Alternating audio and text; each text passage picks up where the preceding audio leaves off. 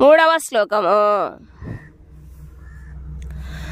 మమ యోనిర్మహద్బ్రహ్మ తస్మిన్ గర్భం దదామ్యహం సంభవః సర్వభూతానాం తతో భవతి భారత.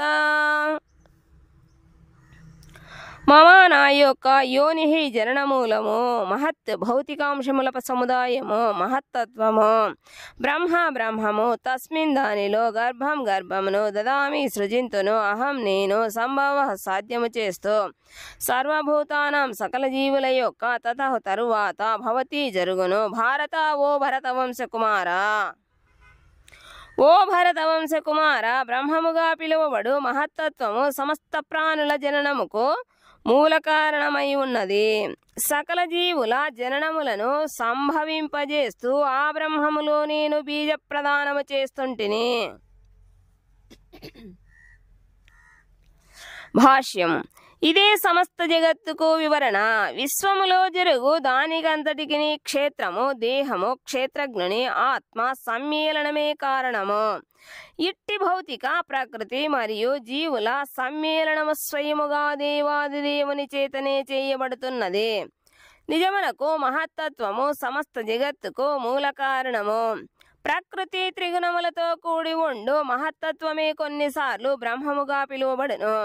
దేవాదిదేవుడు ఆ మహత్తత్వములో బీజ ప్రదానము చేసినప్పుడు అసంఖ్యాక విశ్వములు సృష్టించబడును.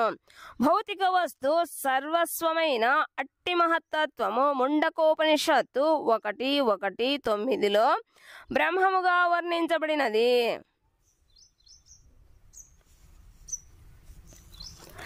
తస్మాదేతద్బ్రహ్మ నామ రూపమన్నం చ జాయతే. అట్టి బ్రహ్మములో భగవానుడు జీవులను బీజ రూపములో ఉంచును. భూమి, జలము, అగ్ని, వాయువు మున్నగు 24 తత్వములు కలిసి భౌతిక శక్తిగా పరిగణించబడును. అవే మహద్బ్రహ్మము అనబడు భౌతిక ప్రకృతిని నిర్మించును. 7వ అధ్యాయములో వివరించబడినట్లు దీనికి అతీతమైన మరొక ఉన్నత ప్రకృతియే జీవుడు. దేవాదిదేవుని సంకల్పము ద్వారా భౌతిక ప్రకృతిలో ఉన్నత ప్రకృతి సమ్మేళనము కావించబడును.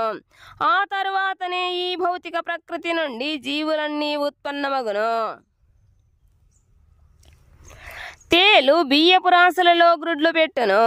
దానితో తేలు బియ్యము నుండి జన్మించునని కొన్నిసార్లు చెప్పబడును. కానీ నిజమునకు తేలు జన్మకు బియ్యపు కారణము కాదు. నిజమునకు బియ్యపు రాశులలో తల్లి తేలుచే గ్రుడ్లు పెట్టబడినవి. అట్లే భౌతిక ప్రకృతి జీవుల జన్మకు కారణము కాదు. దేవాదిదేవుని చేతనే బీజము ప్రసాదించబడును.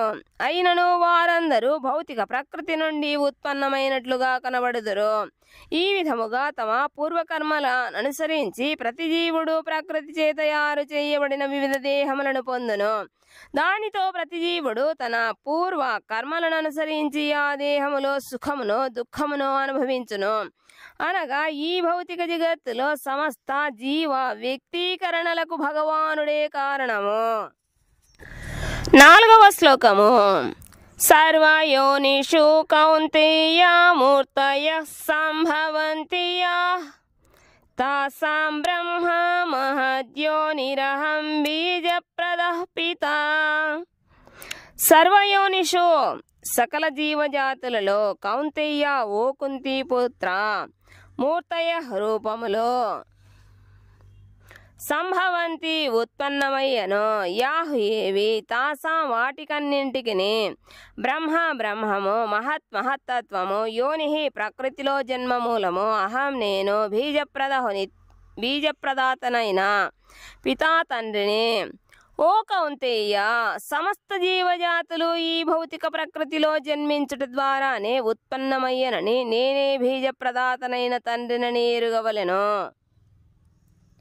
భాష్యము. దేవాదిదేవుడైన శ్రీకృష్ణ భగవానుడే జీవులన్నింటికి ఆదిజనకుడని ఈ శ్లోకములో స్పష్టముగా వివరించబడినది. జీవులు భౌతిక ప్రకృతి మరియు ఆధ్యాత్మిక ప్రకృతి కలయిక చేతనే ఏర్పడినవి. అట్టి జీవులు ఈ లోకములోనే కాకుండా ప్రతి లోకములోనూ అనగా చివరికి అత్యంత ఉన్నత లోకమైన బ్రహ్మలోకములోనూ కనిపించును. అట్టి జీవులు భూమిలోను, జలములోను, అగ్నిలోను సర్వత్రా కలరు. ఈ రూపాలన్నీ సంభవించుటకు తల్లి అయిన భౌతిక ప్రకృతి మరియు శ్రీకృష్ణుని బీజ ప్రదానమే కారణము. సారాంశమేమనగా జీవులు భౌతిక ప్రకృతి గర్భములో బీజ రూపములో ఉంచబడుదురు. సృష్టికాలమున తమ పూర్వ కర్మలను అనుసరించి వివిధ రూపములతో వారు బయటకు వచ్చుదురు. 5వ శ్లోకము. సత్వం రజస్తమా ఇతి గుణా ప్రకృతి సంభవాః నిబధ్నంతి మహాబాహో దేహే దేహినమవ్యయం. సత్వం సత్వగుణము, రజః రజోగుణము, తమః తమోగుణము ఇతి అని గుణాః గుణములు ప్రకృతి సంభవాః ప్రకృతి భౌతిక ప్రకృతి నుండి సంభవించినవి. నిబధ్నంతి బంధించును. మహాబాహో గొప్ప పరాక్రమ భుజములు కలవాడా. దేహే దేహమున, దేహినం జీవుని, అవ్యయం నిత్యుడైన. ఓ మహాబాహుడవైన అర్జున, భౌతిక ప్రకృతి సత్వ రజస్తమో గుణములనే త్రిగుణములతో కూడి ఉండును. నిత్యుడైన జీవుడు భౌతిక ప్రకృతితో దేహముతో సంపర్కమును పొందినప్పుడు ఈ గుణములచే బద్ధుడగును. భాష్యము.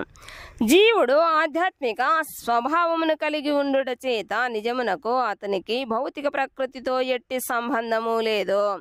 అయినను భౌతిక జగత్తు చేయబద్ధుడగుట చేత అతడు భౌతిక ప్రకృతికి సంబంధించిన త్రిగుణముల ప్రభావముల అనుసరించే నడుచుకొనును.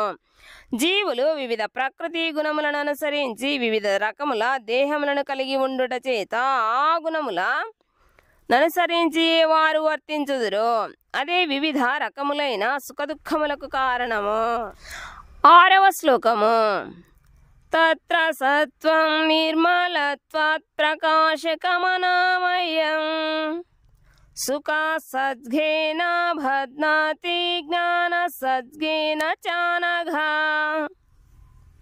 తత్ర అక్కడ సత్వం సత్వగుణము, నిర్మలత్వాత్ భౌతిక జగత్తులో మిక్కిలి పవిత్రమైన దగుటచే, ప్రకాశకం ప్రకాశింపజేస్తూ, అనామయం ఎట్టి పాప ఫలితము లేనిది, సుఖ సద్గేన సుఖ సంపర్కముచే, బధ్నాతి బంధించును, జ్ఞాన సద్గేన జ్ఞానము యొక్క సంపర్కముచే, చ కూడా అనగా ఓ పాపరహితుడా,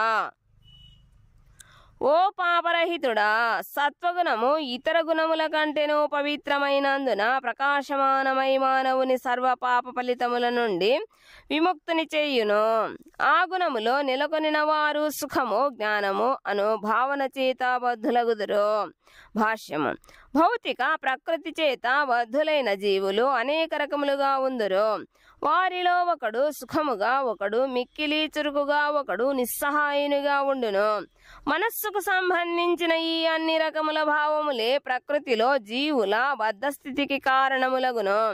జీవులు ఎట్లు వివిధ రకములుగా బద్ధులై ఉందురో ఈ అధ్యాయములో వివరించబడినది. మొదట ఇక్కడ సత్వగుణము పరిశీలించబడుతున్నది.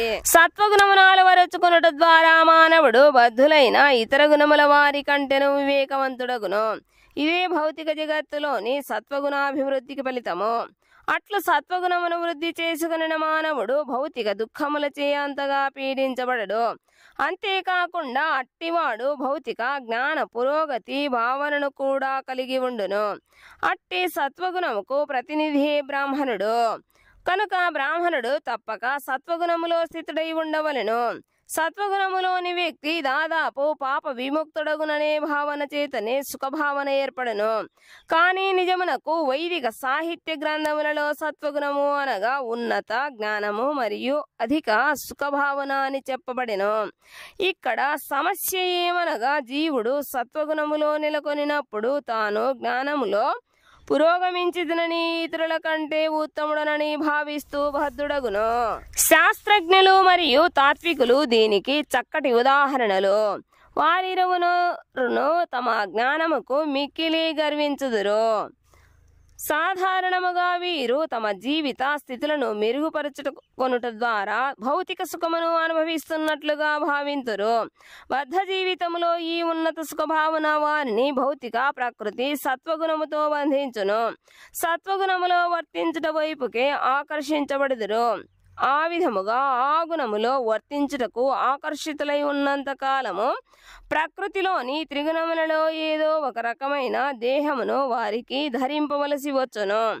ఈ విధముగా ముక్తిని లేక ఆధ్యాత్మిక జగత్తును పొందుటకు వారికి ఎట్టి అవకాశము ఉండదు. జీవుడు పదే పదే తత్వవేత్తగా, విజ్ఞానవేత్తగా లేదా కవిగా జన్మించుటకు అవకాశమును పొందవచ్చును. అట్లు నిరంతర జనన మరణములనే ప్రతికూల పరిస్థితులలో చిక్కుకోవలసి వచ్చును. కానీ భౌతిక ప్రకృతి మాయ చేత అతడు అట్టి జీవితము సుఖకరమని భావించును.